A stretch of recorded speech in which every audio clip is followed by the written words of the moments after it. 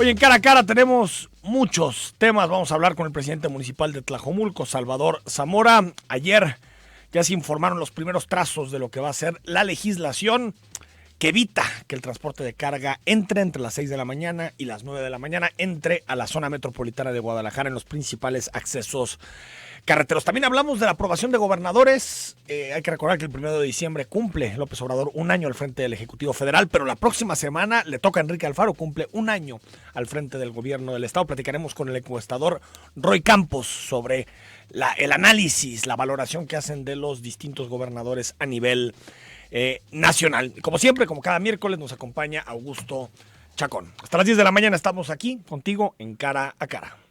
En esta mesa dialogan todas las ideas, se genera la noticia y se dicen las cosas. Cara a Cara, la información clara y precisa en voz de sus protagonistas. Cara a Cara, con Enrique Tusain.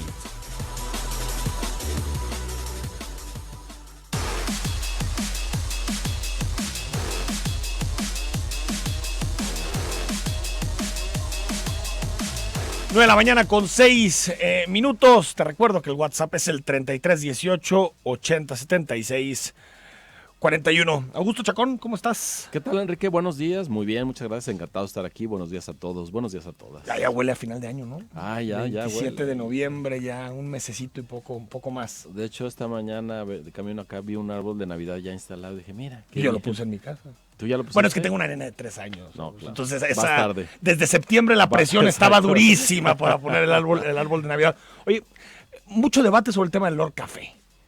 El video ¿no? La agresión de, por cierto, un familiar de los dueños de La Gorda, el restaurante La Gorda, que agrede a un automovilista, que patea su auto, que le tira café.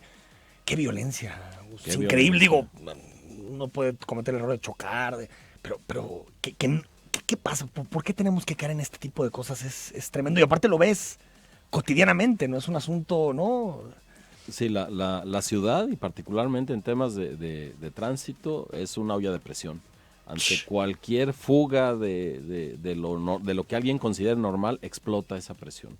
Porque no diste una vuelta que ellos consideraban que era continua, porque te paraste mal, porque, en fin, hay 1000 razones para que alguien agreda a alguien más por asuntos de tránsito. Pero lo que vemos aquí es esa violencia desatada, pero además una dosis de muestra de impunidad. Prepotencia. Grábame. Así de grábame porque no sabes quién soy yo. No sabes, es algo que creíamos superado.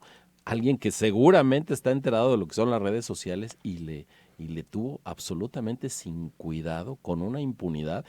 Un reto grande para las autoridades. Están las placas, está el agresor.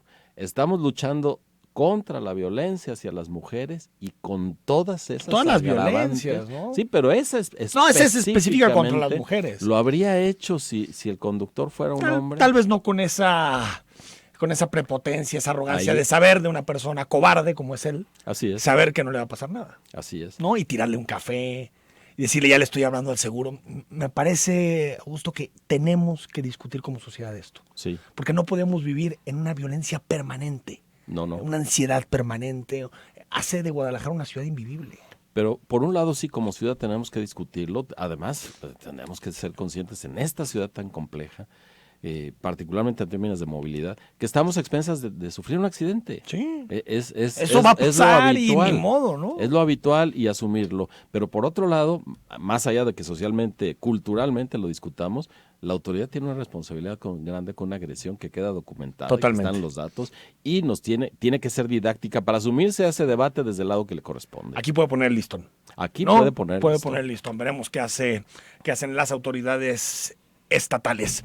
Saludos a Salvador Zamora, que es presidente municipal de Tlajomulco. Alcalde, buenos días. ¿Qué tal, Enrique? Buen día. Gracias por la invitación a platicar contigo y saludar también a tu amable auditorio. A ver, de 6 a 9 de la mañana, regulación de circulación de lunes a domingo. ¿Cuándo comienza la regulación y la restricción, alcalde?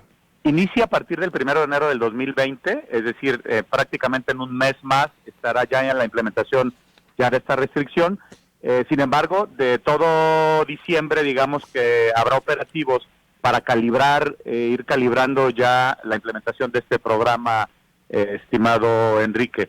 Recordemos que ha sido una lucha de muchos años ya de algunas organizaciones de la sociedad civil, de algunas colonias, unión de colonias, particularmente la de Puerta Sur, que la mayor parte de ellas están en Tlajomulco de Zúñiga por López Mateos, fueron quienes empezaron esta lucha. Después ha habido una discusión que ya lleva años y que formalmente se reinicia hace un año, cuando en el Ayuntamiento de Tlajomulco se presenta una nueva iniciativa utilizando un estudio que el IMEPLAN presentó, sí, de la presencia de ese transporte, del impacto que tiene en la movilidad del área metropolitana de Guadalajara, y después de un año de discusión, de mesas de trabajo con las cámaras empresariales involucradas en esta industria y evidentemente con todos los interesados, se llega finalmente a través de la aprobación de la modificación a la ley de movilidad,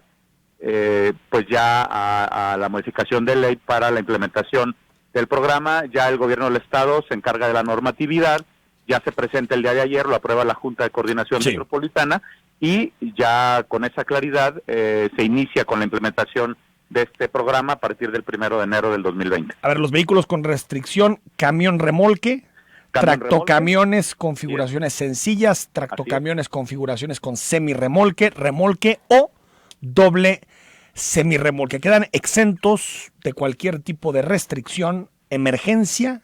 Así es. Militares. Así. Quienes transporten sustancias, combustibles para motores y los que tienen que ver con paquetería, y transportistas que lleven residuos peligrosos, biológico-infecciosos. En términos reales, alcalde, ¿cuánto va a impactar, por ejemplo, en la circulación de López Mateos, que es la entrada que a ti particularmente te interesa? No, nosotros creemos que va a impactar en un 30 o 40%, porque el volumen de presencia de este tipo de vehículos es muy importante, y recordemos que 30-40% entre 6 y 9 de la mañana. Así es, va a aligerar muchísimo la circulación.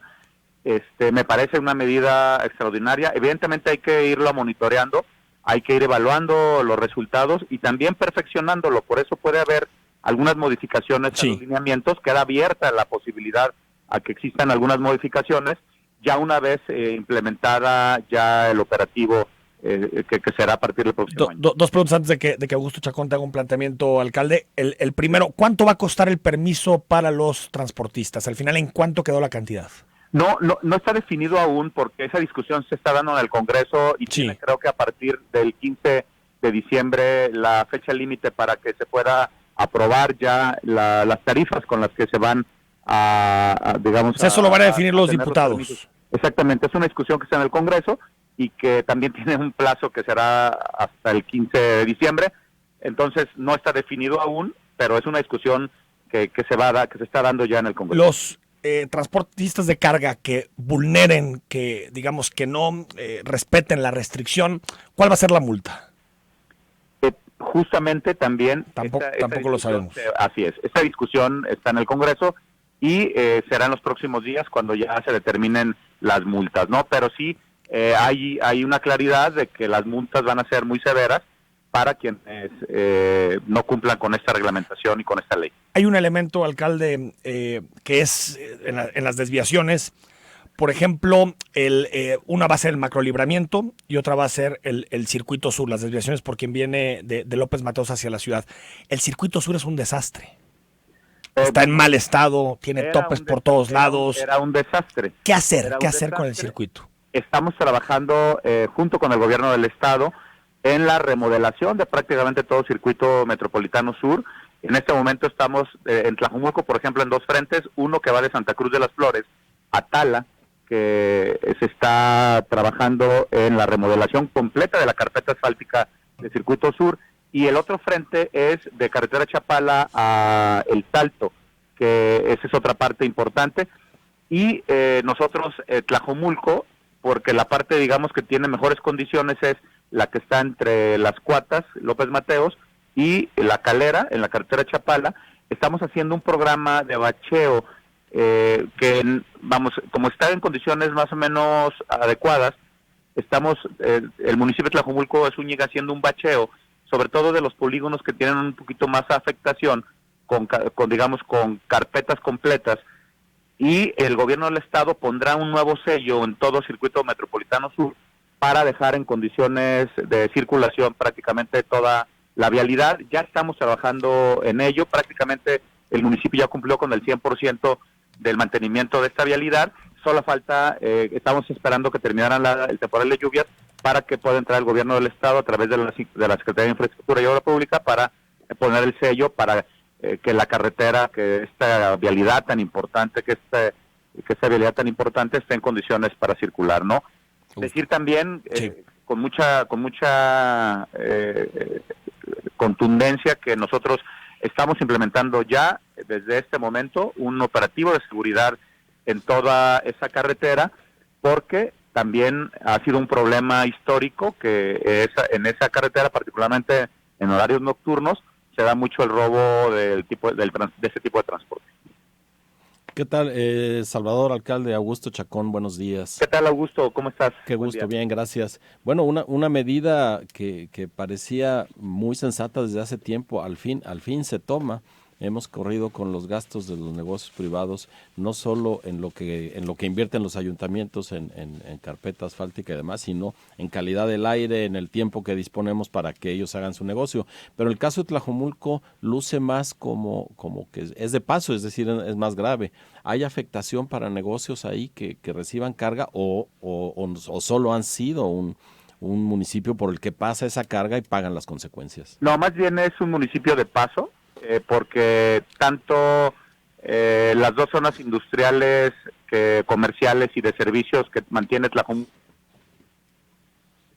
Perdimos la comunicación con el presidente municipal. Bueno, lo que le hacía la pregunta de Augusto era si eran solo paso o si también pues había algunos comercios destino, ¿no? Donde el transporte de carga tuviera alguna afectación, ¿no? Sí, porque, bueno, se regula el transporte de carga, cosa que está muy bien, era urgente, pero es una cadena. Se afecta a quienes reciben esa carga o a quienes van a enviar carga y ahí se sigue la cadena. Necesitamos puertos para ir disminuyendo el tamaño de los camiones según se van aproximando a la ciudad y según nos van costando. Es una buena medida, al fin se tomó, falta la parte escabrosa, sí, ayer se aprueba, pero de cuánto van a ser las multas y lo más importante, cómo se ha socializado con quienes van a ser directamente Yo ya vi, afectados. me tocó viajar al sur de Jalisco y ya vi los letreros de desviaciones, digamos, señalética, información, pero sí, falta todavía un proceso importante de aquí al 1 de enero. Salvador Zamora, te recuperamos. Sí. Estabas respondiéndole a Augusto. ¿Perdón? ¿Estabas respondiéndole a Augusto Chacón? Sí, le comentaba que nosotros estábamos con la claridad de que nuestros dos polígonos más importantes de parques industriales, de desarrollo industrial, comercial y de servicios, está justamente antes de esta vialidad importante, Circuito Metropolitano Sur, en los márgenes del macrolibramiento, donde le genera condiciones a la industria y al comercio que existe en Tlajomulco de tomar las previsiones necesarias, ¿no? Es decir, no afecta a Tlajomulco específicamente, pero sí, digamos, en el caso de la zona metropolitana de Guadalajara, que como el 60 y tantos % de este tipo de transporte se queda en la ciudad de Guadalajara y solamente el 30 va de paso, pues sí tiene un impacto más importante, pero también es algo que va a generar economía en los márgenes de la ciudad, que va a poder detonar, evidentemente, el desarrollo comercial en las diferentes periferias. Entonces, también tiene sus beneficios importantes esta medida, ¿no? Recordemos que las ciudades con mayor competitividad en el país es el área metropolitana de Monterrey, el área metropolitana del Valle de México, que ya contempla estas restricciones y pues solamente faltaba que Guadalajara se atreviera a dar ese paso, evidentemente siendo la segunda ciudad más importante del país. Y si funciona bien, alcalde, pues también en la noche. Sí, por supuesto. A veces es peor, a partir de las 6:30 de la tarde, ¿no? El flujo de vehículos es menor, digamos, en el contraflujo que este ingreso, no sé si me explica. Sí, claro, unos, digamos, en la mañana vienen hacia la mancha urbana, digamos, hacia Guadalajara, y en la tarde-noche estamos hablando hacia Tlajomulco, ¿no? Y esos ajustes, Enrique, se irán haciendo de acuerdo a cómo se pueda ir, digamos, calibrando la implementación de esta medida, y podremos ir a hacer ajustes en algún momento de acuerdo de los lineamientos, de acuerdo a cómo se vayan dando los resultados. Ya está López Mateos con una dirección a una hora del día y con otra dirección a otra hora del día. Claro, exactamente. Estamos en ese proceso de estudio. Se está discutiendo eso entonces. Técnicamente, exactamente. El Instituto Metropolitano de Planeación realmente está haciendo su chamba, aportando todos los elementos técnicos para que quienes estamos en este momento tomando decisiones en ese sentido podamos utilizarlos para tomar las medidas correspondientes. En este momento se está estudiando la posibilidad de los carriles de contraflujo a los horarios pico que sean de un solo sentido para poder aligerar el tráfico vehicular en algunas horas del día. Alcalde, gracias. Al contrario, gracias. Buenos días. Estamos a la orden. Buenos días. Bueno, mañana con 20 minutos al corte seguimos platicando con Augusto Chacón y también enlazamos hasta la Ciudad de México con Roy Campos. Acaba de publicar el día de ayer una encuesta en donde evalúa a los distintos gobernadores. En la mañana con 23 minutos, Augusto, pues estamos viviendo un amlocentrismo en este país. Sí. Todo el tiempo se discute sobre AMLO. Un año después y seguimos. El domingo se cumple Sí, ya un año de la presidencia de AMLO, que parecen 17 o 18 años, ¿no? Sí, no, es increíble. Este increíble. 2019 para mí ha sido de los años más, con más temas. Y bueno, me decía alguien, falta un mes todavía, pues ahora sí que ese mes puede parecer como otros 2 o 3 años. Pero también están las figuras de los gobernadores que hay que decir, Augusto, están debilitadas después de lo que supuso todo el proceso de los Borges, los Duarte. Y bueno, pocas encuestadoras se han dedicado a analizar el tema de los gobernadores, porque ahorita lo más atractivo es analizar el tema de López Obrador. Y Consulta Mitofsky hace un ranking de los gobernadores, su aceptación, y queremos platicar con su director, con Roy Muy bien. Campos. Roy, ¿cómo estás? Muy bien, gracias. Oigan, primero quiero coincidir con ustedes, este amblocentrismo es impresionante y la dinámica de las noticias, ¿no? Cuando creemos que algo es tan impactante, la siguiente semana ya no se habla de eso. Ya no. Ya. Evo Morales. Ya esta semana. Ya es historia. Sí, ya estamos ahorita en otros temas, ¿no? Estamos en Trump y sí. Es impresionante la dinámica. Entonces ahorita estamos sorprendidos con algo. A lo mejor la semana que estamos hablando de totalmente distintas las cosas. No, eso dalo por un hecho, ¿eh? La siguiente semana estaremos en otros temas. Roy Campos, ranking de gobernadores, hay algunos, yo diría un par bien aprobados, pero el resto está en porcentajes de aceptación relativamente bajos, ¿no? Sí, yo diría que 5 por ahí están bien aprobados, 5, y cuando digo bien aprobados es porque pongo el 50 como límite, ¿no? Porque pues antes en otras historias hablábamos de 80, ¿sí? Pero uno destaca mucho, Mauricio Vila de Yucatán, y destaca mucho porque, fíjate, ¿qué sabemos de Mauricio Vila? Pues a lo mejor no sabemos nada de él, pero en Yucatán están contentos con él. O sea, sí. A lo mejor a lo mejor no estamos llenos de... Bueno, sabemos por seguridad, porque es uno de los pocos estados con buena seguridad. Que a eso voy. Las cifras reales también lo ponen a Yucatán siempre bien, y la aprobación que el ciudadano lo registra, porque está contento. De hecho, lo destaco por 2 cosas. 1, es el primer lugar en aprobación, 20 puntos adelante del segundo lugar. Es muchísimo. No, y casi 80%, o sea, está mejor aprobado que López Obrador. Y es el único presidente, es el único gobernador que en su estado es mejor aprobado que López Obrador. Es el único, en todos los estados, en todos, López Obrador está mejor que el gobernador, salvo en Yucatán. Quiere decir que de veras hay que ver algo pasa en Yucatán. Es la mayor participación electoral, 77%. Votaron para presidente por López Obrador, para gobernador por el PAN y para senador por el PRI. No se puede acusar de acarreo cuando vota el 77%. Algo pasa que son bastante racionales, están haciendo las cosas bien. El gobernador anterior también era bien evaluado y era de otro partido. Eso no es partidismo. Yo creo que Yucatán sí es un caso de estudio especial. Ahora mejor que nunca aquello de la hermana República de Yucatán. Sí, no se van a querer separar otra vez. Otra vez, va, sí, con esos niveles. No hay que darles ideas. Roy Campos, y ya para abajo está Quirino Ordaz de Sinaloa con 59, está Carlos bajando. Mendoza. Fíjate, Quirino bajando, porque le tocó el caso de Culiacán, pero tenía un colchón y aún bajando se mantiene en segundo lugar. Carlos Mendoza, que subió, Claudia Sheinbaum, que se mantiene en tercer lugar. Fíjate nada más, el caso de los de Morena, y cuarto lugar, el quinto lugar Rutilio Escandón, salvo por ahí Cuauhtémoc Blanco, los de Morena traen el aval de López Obrador atrás. O sea, el asunto de como López Obrador plantea ser más honesto, les transfiere cierta aceptación, popularidad. Exactamente. Todavía están en un proceso de la transferencia, ¿no? Después ya tendrán su figura propia, pero hoy están en la transferencia, ¿no? El simpatizante de Morena se niega a descalificar gobiernos de Morena. ¿Qué nos dices, Roy Campos, del gobernador de Jalisco, Enrique Alfaro? A ver, mira, y lo que voy a decir no es malo, está perfecto manteniéndose en media tabla. De los 32... Es lo que nos pasa en Jalisco mucho. Sí, de los no, ahí en la media tabla, bien agarrados. No, pero mira, ¿por qué? Porque es de timing. A ver, Mauricio Vila está en primero. ¿Lo ves presidenciable? No todavía. Pero desde el principio del sexenio todo el mundo empezó a hablar de presidenciable Enrique Alfaro. Sí. Entonces, era como un vox populi, ¿no? Enrique Alfaro ya es presidenciable. Va. Si estuviera en primer lugar, ¿te imaginas la cantidad de golpes que estaría recibiendo? Ya no estaría en primer lugar. Ya no estaría en primer lugar, ya hubieran bajado. Si estuviera en primer lugar, ya no estaría. Así es. A toallazos hubieran bajado, ¿no? Sí, yo creo que para los tiempos es mantenerse en medio de tal y si de veras tiene alguna aspiración, tratar de cerrar fuerte.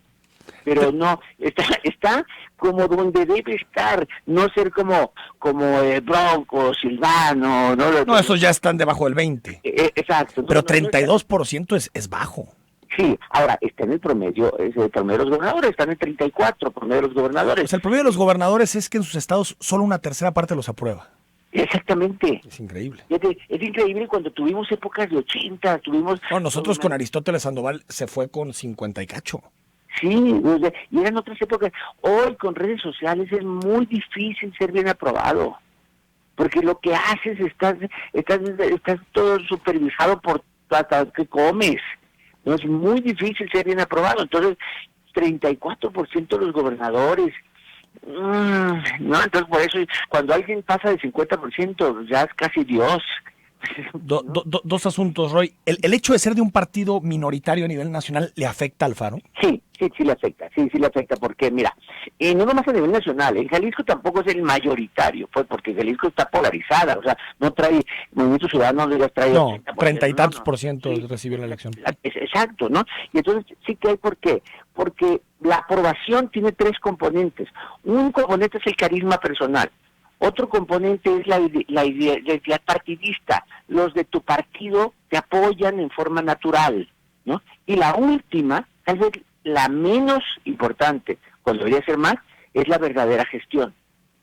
O sea, la verdadera gestión es la menos calificada. La primera es la personal. Fox se basaba mucho en su carisma, claro, y el mismo López Obrador. Claro.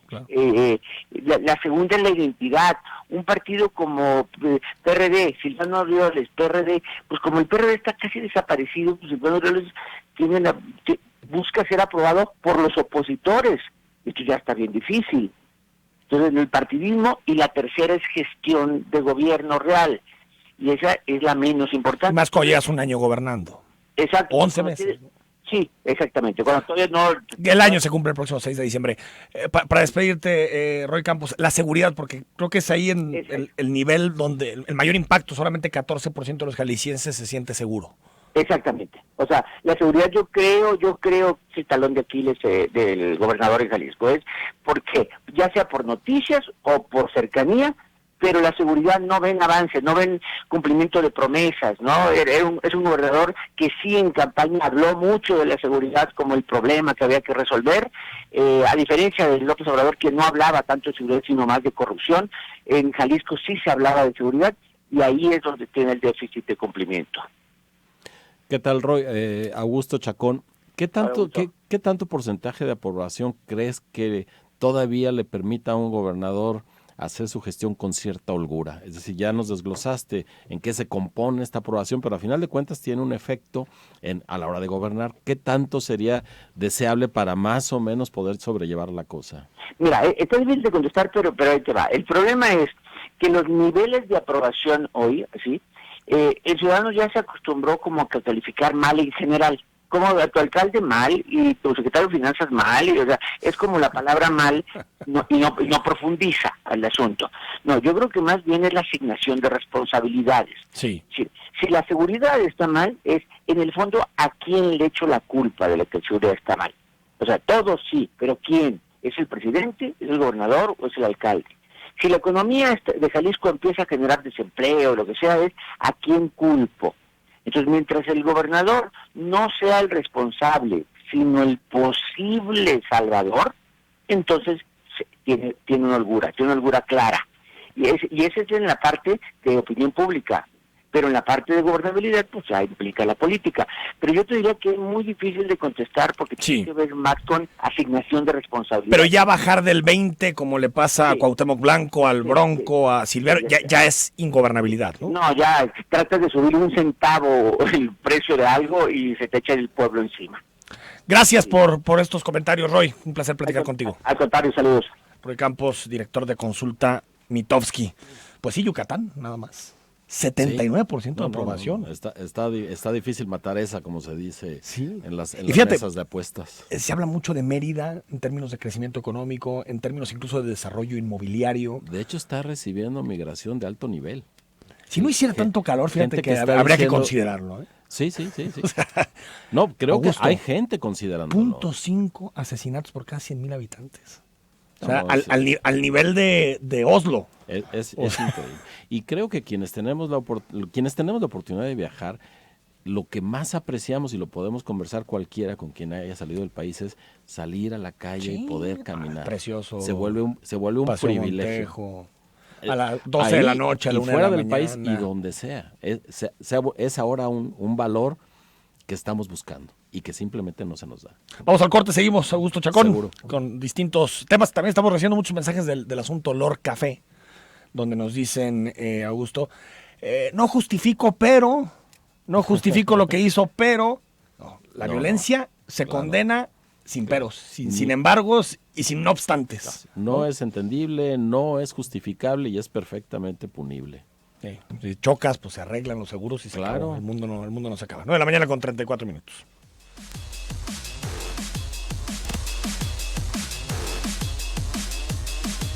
Nueve de la mañana con 37 minutos. Gracias por tus WhatsApps al 3318 8076 41. Bernardo Sáenz fue electo la semana pasada como presidente del Colegio de Ingenieros Sáenz, ¿verdad? Sáenz, como presidente electo ya del Colegio de Ingenieros. Está aquí con nosotros en cabina. Bernardo, ¿cómo estás? Muy bien, muchas gracias por el espacio. Gracias a todo tu auditorio también. Augusto Chacón, que sí, aquí sigue con nosotros. Vamos a seguir platicando de muchísimos temas. No hemos hablado de Estados Unidos y el terrorismo y todo esto, que hay muchas preguntas, por cierto, de qué implica, ¿no? ¿Qué implica que muchas implicaciones. Que se defina a los cárteles como organizaciones terroristas?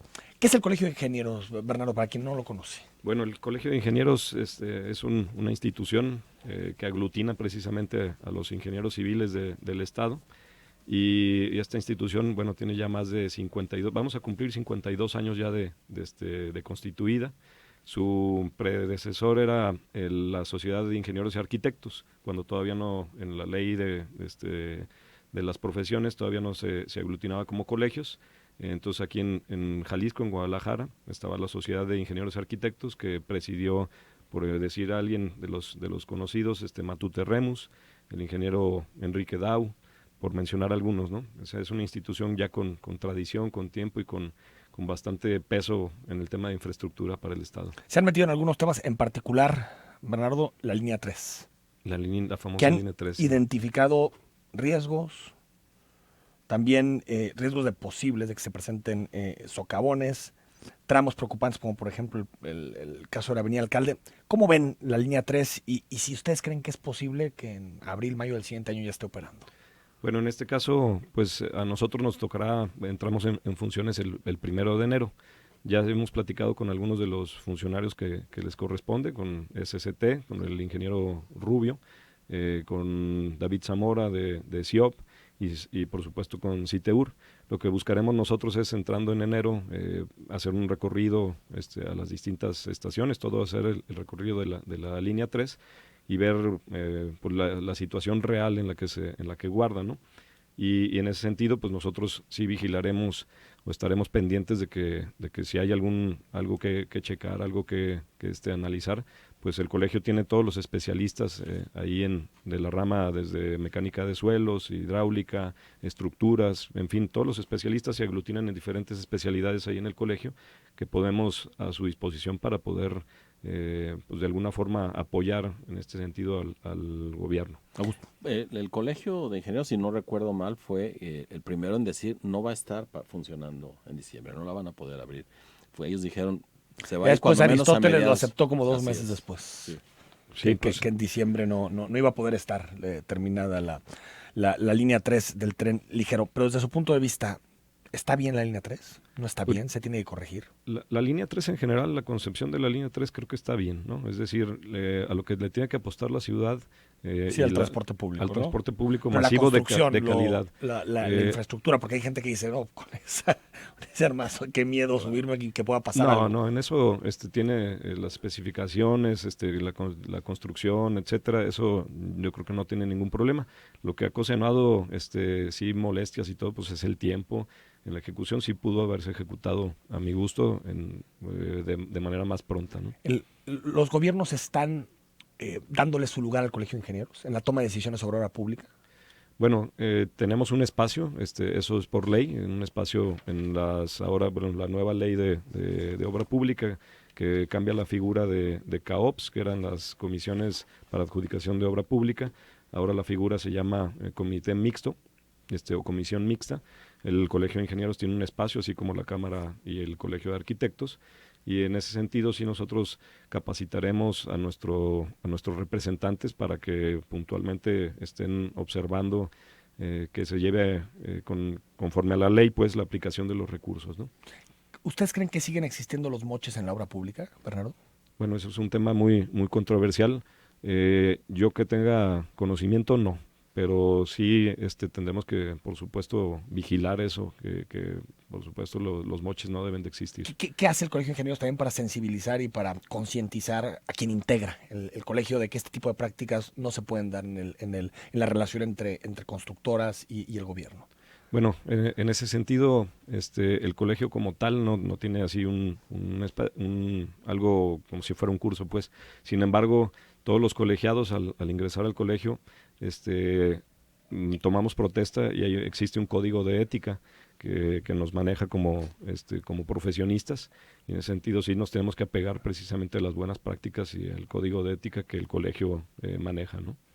2.6 la caída de la construcción en Jalisco en septiembre, 2.6%, que es mucho menor de la caída nacional. La caída nacional fue la peor en los últimos 14 años en materia de construcción. ¿Cómo ves 2020? Porque la construcción al final, ordenada y con Estado de Derecho y todo, pues es un motor de desarrollo económico, ¿no? Así es, una de las industrias que mayormente permea hacia las otras industrias.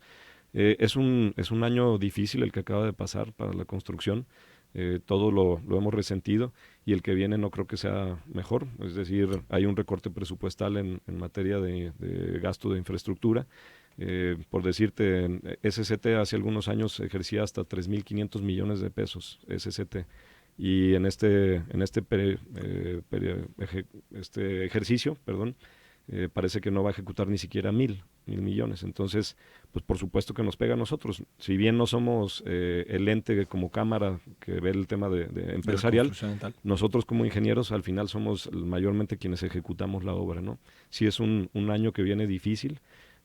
Por ahí anunció hace algunos días el presidente un paquete de inversión privada, que bueno, tendremos que estar pendientes de que así se realice. 147 proyectos a nivel nacional. Y Augusto, que se cumpla, porque a mí la cifra se me hace 42 billones de inversión de aquí a 2024. 42 billones en total. Sí. O sea, estamos hablando, para que la gente se dé cuenta, todo el gasto público en México son 6 billones. 6 billones. O sea, sería invertir 7 veces el gasto público de aquí a 2024.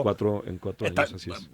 Ojalá, pues. Pero... Las obras que especificó ayer del Plan Nacional de Infraestructura suman casi 1 billón, y de esos casi 50,000 millones son para Jalisco. Si consideramos un tramo de Nayarit entre Las Varas y No seas anexionista. No. Pero bueno, así lo están considerando. Al cantón. El de que va hacia Vallarta, digamos. Ya. Sí. Pero sí, son es nuestro. 50,000 millones de pesos los que anunció solo para Jalisco ayer. Lo importante a mí se me hace que es adicional a lo que el gobierno federal está... Sí, es la privada, ¿no? Pues es la privada, eso sí suena bastante interesante. Si se logra concretar y que sea real, pues bueno, eso sí son buenas noticias. Ahora, para despedirte, Bernardo, creo que va a ser mejor 2020 que 2019, ¿no? Porque 2019 el gobierno gastó poco y aparte gastó tarde. Así es. Por lo que dijo Arturo Herrera en su momento en la presentación del paquete presupuestal, van a empezar a gastar desde el primer día de 2020. Eso podría, digamos, reactivar algunos espacios económicos, ¿no? Sí, pues en este caso, a nosotros te digo, sí se ve un panorama difícil, pero bueno, ya con el anuncio de esto, el secretario Herrera también anuncia, bueno, parece que las cosas se van componiendo un poco, y en este caso, pues bueno, el colegio, por supuesto, estaremos pendientes de que así suceda. Pues suerte, Bernardo, gracias por estar Muchas con nosotros gracias estos a minutos. ustedes, gracias a tu auditorio, y esperemos que sigamos aquí pendientes y en contacto con ustedes. Seguro que sí. Vamos al corte y hablamos sobre terrorismo y todo lo que anunció Trump en su inicio de campaña electoral.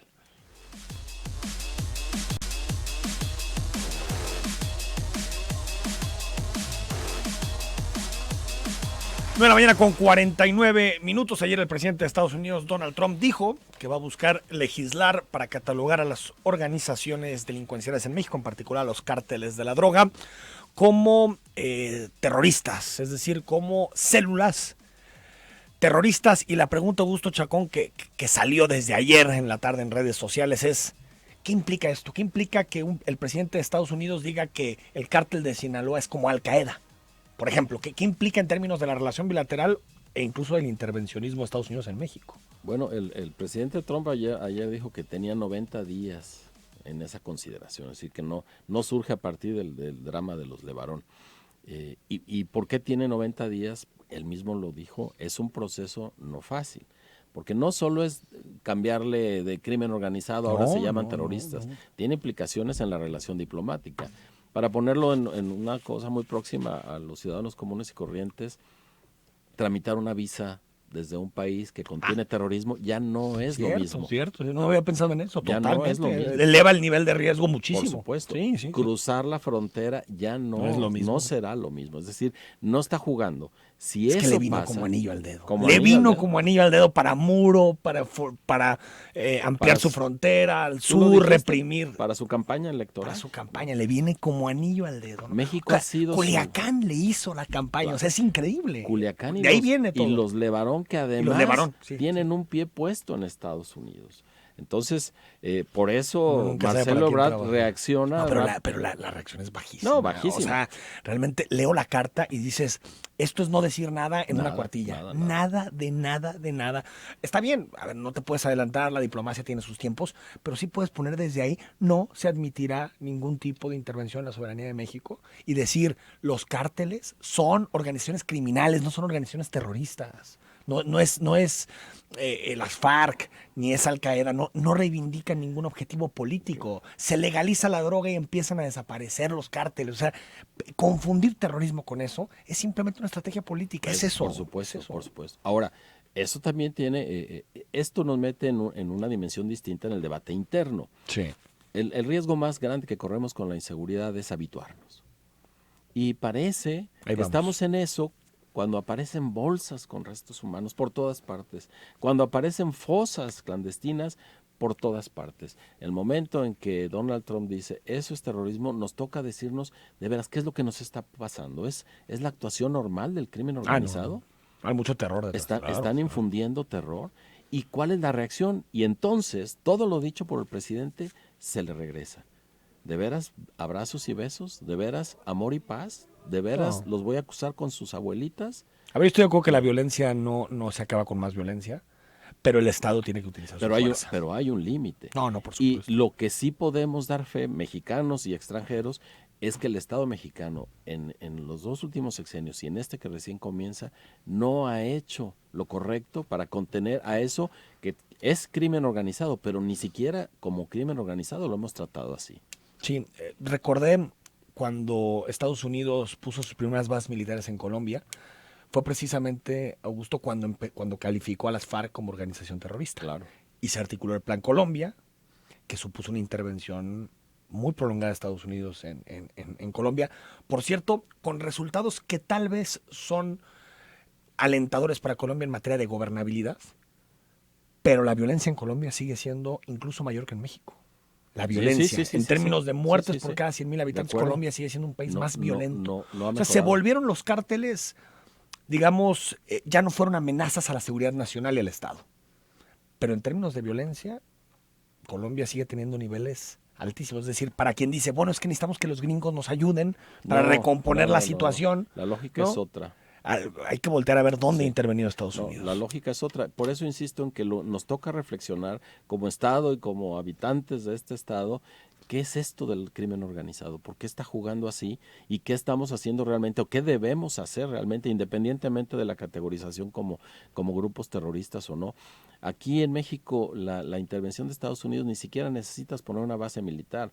Los portaaviones en San Diego o los portaaviones que tienen el Caribe les alcanzan para cubrir el territorio nacional. La DEA ya está dentro, la CIA, la FBI. Eso. Jugarían de otro modo. Simplemente el amago de declararnos un Estado que contiene grupos terroristas cambia las reglas del juego económico, por supuesto, y de transacciones culturales y sociales. O también me comentaba un abogado que incluso para bloqueo de cuentas y todo eso facilita los procesos. Puede ser en automático. En automático. Así que no es un asunto menor y quien debe hacer esta reflexión es el gobierno mexicano, decir, tenemos que ir tras las cabezas de los capos. ¿Cuánto nos ha costado la declaración de López Obrador de decir, no vamos a buscar capos? Yo ahí tengo mis dudas. Sí ir por ellos, pero no a costa de que haya más violencia. Yo no digo que vayas o no vayas. Tiene que ser parte de una estrategia, pero declararlo públicamente sí, ahí estoy de acuerdo. Es una patente de corso. Ahora, Culiacán en realidad fue ordenado por Estados Unidos. Eso nos queda clarísimo. O sea, quien quería el Chapito era el gobierno de Estados Unidos. Por supuesto, bueno, ellos filtran la ubicación y le piden acomedido dice sí, como no, con mucho gusto, y ahí están las consecuencias. Nos dice Elizabeth Sherman, ¿cómo sabremos la verdad de los Levarón? Si se descubrió que las armas son de procedencia de los Estados Unidos, entonces debo de concluir que tuvo intervención de Estados Unidos para ese evento, aprovechar y así usarlas como pretexto para muchas cosas. Si nos vamos al rincón más lejano de África, donde haya un conflicto bélico, las armas van a ser de Estados Unidos o de Rusia. O israelíes. O sea, no hay mucho. Hay tres, cuatro. No hay mucho. Así que en México todos son Estados Unidos. El que sean de Estados Unidos no es un descubrimiento. Contigo. Dice Claudio, buen día Enrique y Augusto. ¿Saben si va a bajar el precio de las cuotas del macroperiférico? Pues no, del Libramiento. No sé. Esa parte ni siquiera hay que reclamar al gobierno, o sea, es de Slim. Es de Slim. Es de Slim, entonces, como todo México es territorio de Telcel, entonces también ahí, todos los días le damos algo a Slim de alguna manera, ¿no? Aunque te propongas, ¿no? Y últimamente, ayer con la presentación del Plan Nacional de Infraestructura, pues habrá que dar las gracias también. A Slim va, por rescatarnos. Estados Unidos lo que busca es bajar el precio de las drogas debilitando los cárteles. No creo. No, sin duda, esto tiene una incidencia en el modelo de negocios. No, totalmente. De las drogas. Pero yo creo que lo que hace es subir el precio. Sube, o sea, porque lo que al momento de declarar terroristas implica una persecución distinta y por lo tanto más riesgo, por lo tanto más precio. O sea, yo creo que al revés, lo que hace es encarecer las drogas. Lo que nos tocaría es ver si estos grupos son terroristas, hay que ver sus enlaces terroristas también en Estados Unidos. Porque el hecho es que la droga no se queda en los bordes de Laredo, del Paso, de Tijuana, de Piedras Negras. Llega hasta el norte Chicago, más Nueva profundo York, de Estados Unidos. Ahí está el mercado. Y esa parte, si los califica de terroristas, es con ayuda de terroristas que están ya en Estados Unidos y que además tienen la nacionalidad estadounidense. O posibles terroristas que actúan y hacen y fabrican drogas en estados que están legalizados. Claro. En realidad es un la mayoría de los estados ya tienen o lo medicinal de mercadotecnia política para el presidente totalmente. Trump, pero insisto, tenemos que reflexionar qué hacemos con esto que nos está sucediendo. A ver, nos dice Luis Vallardo, las actividades de narcotráfico deberían ser seriamente terroristas, de verdad, como delincuencia organizada y políticamente muy bien organizada, causa terror, ha rebasado los límites. De acuerdo. Yo no creo que es terrorismo. Creo que causa terror, pero creo que el terrorismo siempre tiene una motivación política. Es decir, utilizan el terror con una finalidad política o de alterar los equilibrios políticos de una sociedad. Y hay una intención también de suplencia del Estado. Aquí no hemos llegado a ese punto. Pero causan terror, sí. Pero también entiendo que el sentido común nos dice que toda actividad que cause terror es terrorismo. En el debate académico y teórico nunca se ha definido de esa forma. O sea, No. siempre se determina que son organizaciones que causan terror, pero que buscan, digamos, modificar los equilibrios políticos de una sociedad. Sea el Estado, sean con los empresarios, o sea... Lo que viene a complicar la reflexión es que sí hay control territorial ya de grupos del crimen organizado. Es decir, ya no es solo el negocio, sino control de zonas específicas en ciudades y en estados. Como la FARC, y eso cambia un poco. Que ahí tuvo algo de financiamiento al narco, pero lo que buscaba era control territorial. Así es. Okay, es un debate interesante, yo lo digo. Es una Sí. Nos dice Georgina, ese arquitecto, bueno, era ingeniero. Los arquitectos y los ingenieros se enojan mucho cuando los confundes, ¿no? Sí, de pronto. Son de mundos, siempre están condenados a trabajar juntos, pero como que se ofenden mucho. Condenados es la palabra correcta. Condenados a trabajar juntos. Y dice que no se compromete, no dice lo de la línea 3 y que solo hay problemas, pues esperemos que yo creo que es importante que organizaciones como el colegio tengan una voz fuerte en esta sociedad.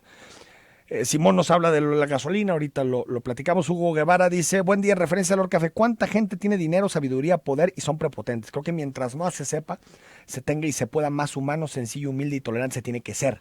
Lo que te hace diferente es el trato que le das a la sociedad. Claro. Y aquí la invitación es a que no nos concentremos, como siempre nos sucede, en el iracundo, en el violento. Pensemos en el miedo de la joven que estaba padeciendo esto. Pensemos en eso y a partir de ahí juzguemos a los Que sea nuestra hija. Que sea nuestra hija, que sea nuestra cercana. Que le toque eso. Que seamos nosotros, metidos en ese susto, en ese miedo del prepotente. Pensemos en ella, después en el iracundo.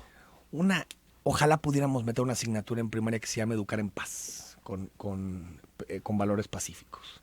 Creo que lo necesitamos en nuestra vida cotidiana. Nos enseñan a ser bravucones siempre. Claro. Defiéndete, porque las sociedades, ¿no? Hay todo ese movimiento respecto a las masculinidades, cómo nos entrenamos, porque es un entrenamiento para ser hombres y para ser mujeres, de cierta manera que justo genera esta sociedad. Gracias, Augusto. Al contrario, Enrique, un privilegio. Hasta mañana, que ya será jueves.